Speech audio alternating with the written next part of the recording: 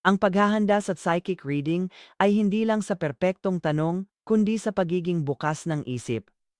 Marami ang may kuryosidad at kaba sa kanilang matutuklasan.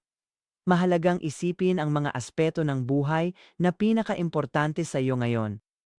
Kabilang dito ang mga relasyon, landas, pag-unlad, o mga tanong na di pa nalulutas na nananatili.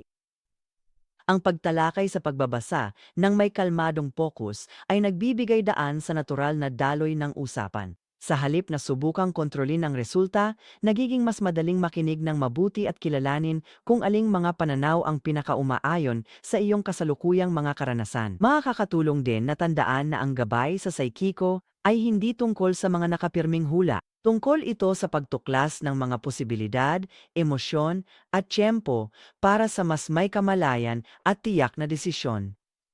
Sa pagpasok ng bukas ang isip sa halip na balisa, mas nagiging makabuluhan ang gabay. Ito ay paglalakbay sa iyong landas sa buhay imbis na simpleng tanungan at sagutan. Para sa mas malalim na personal na pananaw at madaling maunawa ang gabay, bisitahin ang absolutelipsychic.com o tumawag sa 1-on-1 800-498-877.